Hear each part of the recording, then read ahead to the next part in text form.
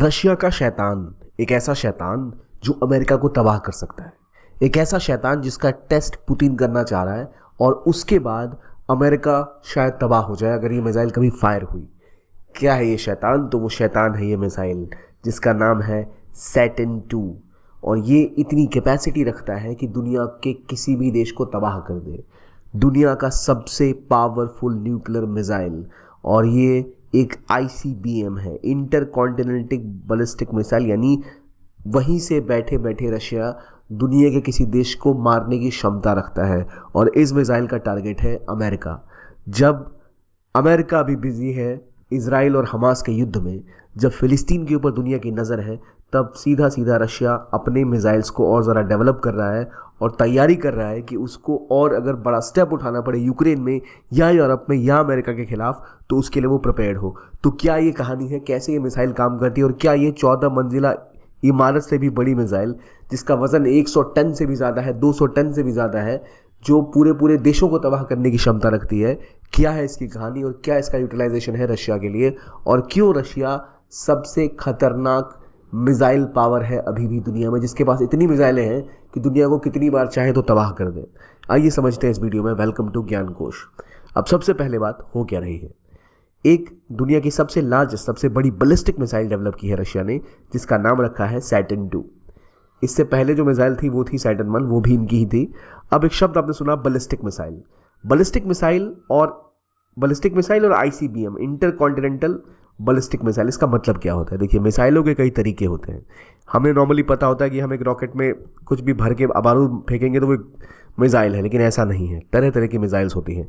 कुछ missiles cruise होती हैं, कुछ मिसाइल्स बैलिस्टिक होती हैं। बैलिस्टिक मिसाइल्स की कैपेसिटी ये होती है कि बहुत दूर तक की क्षमता रखती हैं। जैसे अगर यहाँ से आप मिसाइल फायर करेंगे तो मिसाइल पहले धरती के एटमॉस्फेयर से बाहर जाएगी और आगे के हिस्से में होता है वॉरहेड, यानी न्यूक्लियर वेपन, जो वेपन्स आप इसमें डालते हैं, और ये मिड कोर्स में जाके अलग होती है और फाइनली जो लोकेशन है उस पर आके गिरती है और तबाही मचाती है। यह है बैलिस्टिक मिसाइल, यानी पहले आप धरती के एटमॉस्फेयर से बाहर गए और फिर ऊपर से नीचे आए। जबकि जो क्रूज मिसाइल होती है वो थोड़ी सी अलग होती है। क्रूज मिसाइल एक गाइडेड मिसाइल होती है।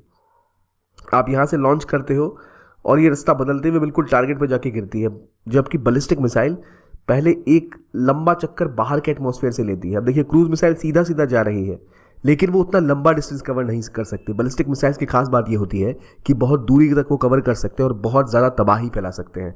और कुछ ऐसा ही रशिया करना चाहता है अपने सैटर्न 2 के साथ, जिसका वो अब एक और टेस्ट करेगा साउथ पोल से। इससे पहले भी एक बार टेस्ट करने की बात उन्होंने की थी 2022 में, लेकिन ये दोबारा जो टेस्ट होने वाला है ये दिखाता है कि इरादे रशिया के बहुत खतरनाक हैं और वो तैयारी कर रहे हैं जिस भी तरह से हो सके अमेरिका पे दबाव बनाने की। और ख़ास बात यह कि इतनी बड़ी और विशाल का ये मिसाइल है कि इससे कोई भी देश डर जाए। अब आपको समझ आ गया कि पहले भाई बैलिस्टिक मिसाइल होती क्या है, यानी एक ऐसी मिसाइल जो बाहर वापस धरती पर आती है और अपने टारगेट को हिट करती है। तो इसे रोकने के लिए अलग अलग देश अलग अलग सिस्टम बनाते हैं। जैसे अमेरिका के पास भी एक डिफेंस सिस्टम है कि वो मिसाइल जब नीचे आ रही होगी तो उसको डिटेक्ट करके मार सकता है, लेकिन सारा फोकस अमेरिका रखता है नॉर्थ पोल के ऊपर। और रशिया कह रहा है कि इस बार वो मिसाइल टेस्ट करेगा साउथ पोल से, तो अमेरिका के लिए दुगना खतरा है। और इस खतरे में सबसे बड़ी बात यह है कि ये न्यूक्लियर कैपेसिटी इतनी ज़्यादा है कि इसमें एक पूरा राज्य एक बार में तबाह हो सकता है। और अमेरिका की टेंशन्स बढ़ गई है, क्योंकि इसलिए भी कि जो मिसाइलों का सिस्टम है उसमें रशिया के पास दुनिया में सर्वाधिक बैलिस्टिक मिसाइल्स और क्रूज मिसाइल्स हैं। सैटर्न 2 के अलावा और भी कई सारी शॉर्ट रेंज मिसाइल्स उनके पास तैयार हैं और ये असल में पुश है कि उनको कोई भी यूक्रेन में या फिर यूरोप में कमज़ोर समझने की कोशिश ना करे और वो हमला और तेज़ कर सकते हैं।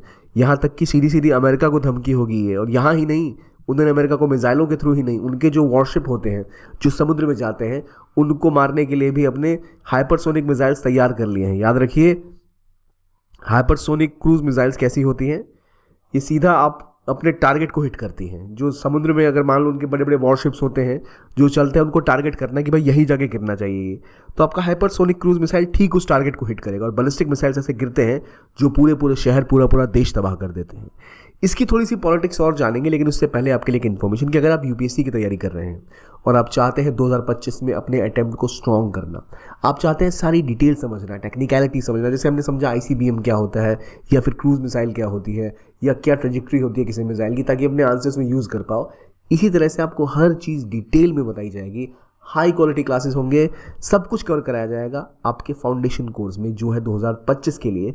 और हमारा इंग्लिश और हिंदी दोनों बैचेस स्टार्ट हो चुके हैं एट जस्ट 10,999। और ये इतना अफोर्डेबल, इतनी हाई क्वालिटी क्लासेस का मैच आपको कहीं नहीं मिलेगा।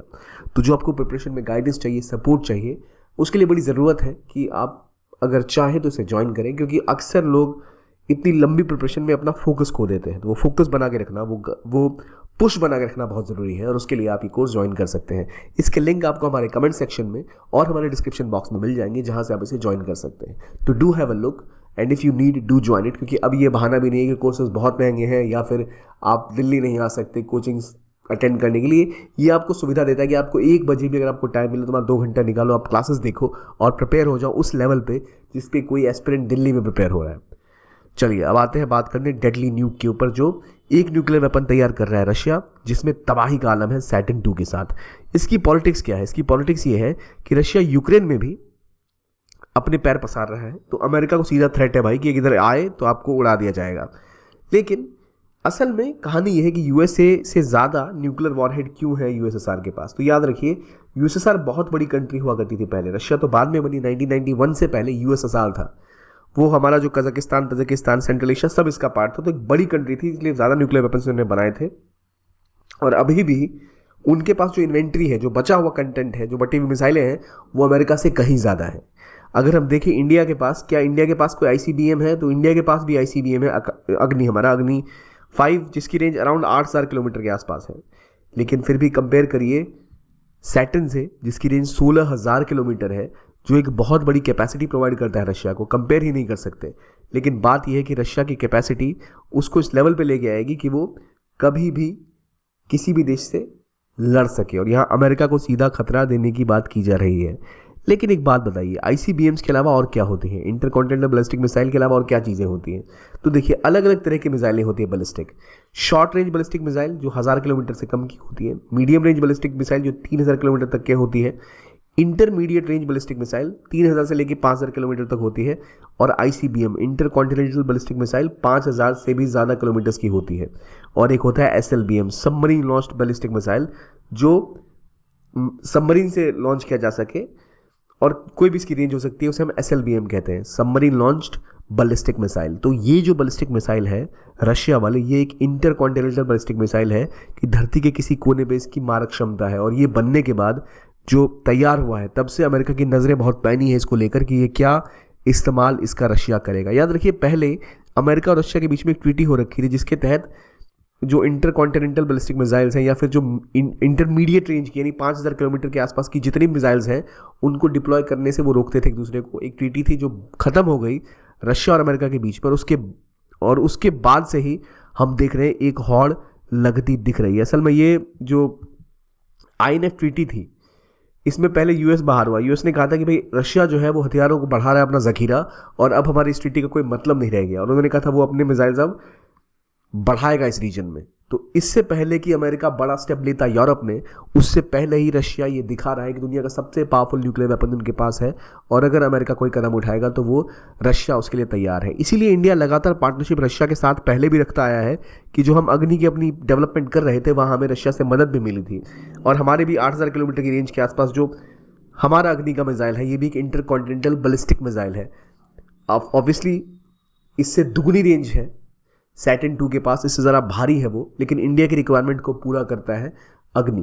तो उसी तरह से अलग अलग देशों के पास इस तरह के मिसाइल्स होते हैं, लेकिन रशिया का दुनिया का सबसे बड़ा सैटर्न 2 मिसाइल अब प्रिपेयर हो चुका है। और अब ये बैलिस्टिक मिसाइल अगर कभी यूज़ हुआ तो शायद हम वर्ल्ड वॉर 3 की ओर बढ़ जाएंगे। क्या आपको लगता है कि रशिया कभी ऐसा उसको मौका मिलेगा कि वो मिसाइल फायर कर सके, ये जानते हुए कि अमेरिका के पास भी इतनी कैपेसिटी है? तो फिर कर क्यों रहे हैं वो सब ऐसा? तो एक थ्योरी है जो कहती है मैड, मैड थ्योरी मतलब म्यूचुअली एश्योर्ड डिस्ट्रक्शन। अमेरिका को रशिया, रशिया को अमेरिका बता रहा है हम पे हमला किया तो गारंटी लेते हैं कि आपको ध्वस्त कर देंगे, निस्तो नाबूद कर देंगे, एश्योर करते हैं डिस्ट्रक्शन। इस डर से कोई सामने वाले पे हमला नहीं करता कि मैं हमला करूंगा तो मेरे ऊपर वहां से हमला होगा और मैं तबाह हो जाऊंगा। तो ये एक दूसरे को जो थ्रेट दे के रखते हैं कि आपने हमला किया तो हम आपको तबाह कर देंगे, और सामने वाले को पता है कि इसके पास भी हथियार है, ये हमें तबाह कर देगा। इसी डर से कोई एक दूसरे के ऊपर हमला नहीं करते, और यही होता है म्यूचुअली एश्योर्ड डिस्ट्रक्शन, जिसकी वजह से शांति बनी रहती है। तो अब ये सैटर्न 2 और इसके बाद अब पुतिन जब इसका लॉन्च सक्सेसफुली करेंगे दोबारा एक बार, तो फिर क्या एक्शन लेता है रशिया, हमें देखना होगा। आज की वीडियो के लिए इतना ही। देखने के लिए बहुत बहुत धन्यवाद। कीप ऑन वॉचिंग ज्ञान कोश and have a nice day.